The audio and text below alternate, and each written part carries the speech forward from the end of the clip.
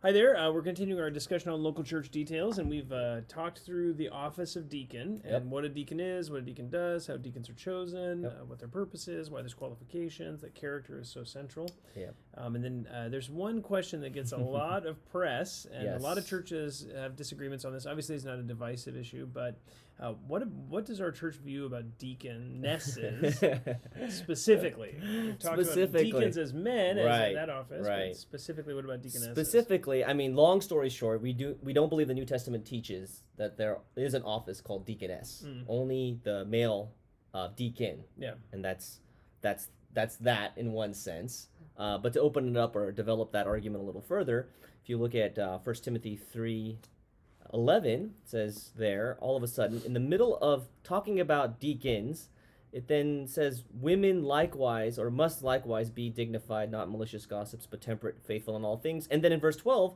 it switches right back to clearly male deacons, because it says deacons must be husbands of only one wife.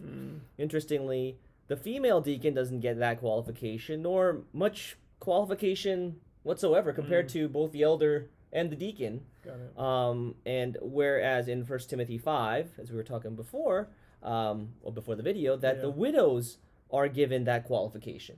Of having one, woman of one man, Right, essentially. right. Rather than being adulterous or, immoral or something like that.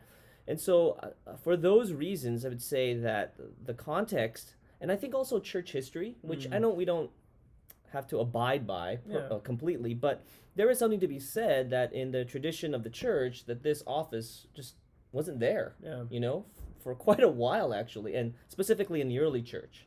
And so for mostly, obviously, primarily for the biblical reasons, and then even a little bit of that church history, I think we would say that there is no such office as deaconess. Got it. And that this is deacons' wives. Okay, so that verse, because it's just sort of sandwiched in the in the office of deacon, Right. and then the word deaconess isn't there. It's actually just women Yeah, being used. exactly. And then without the qualifications that attend a widow, so you have another female who's required of qualifications. So all those reasons we would say that's dealing with wives of deacons. Yes. What would you say to someone who said Romans 16:1, Phoebe is called a deacon? Like, what's the deal there? If she's called a deacon, why shouldn't we have deaconesses? I mean, doesn't that make sense? Right. Some people are called apostles too that are not apostles. Okay. Because it's used in a general sense. Okay. Right. Because the word deacon, remember what we talked about a few weeks ago, was just a servant. Right. And the verb is used in a lot of different ways for serving, serving in the church, serving one another. So just because she's called a servant does not necessarily mean that that's a title, like an official title or office that Paul is recognizing and affirming. Got it. Yeah. So in the same way, like Paul calls himself a servant. A servant, right. He's saying the word deacon because that's a Greek word. But here in 1 Timothy 3, he's defining offices as opposed to just necessarily calling someone by an adjective describing who they are. Yeah.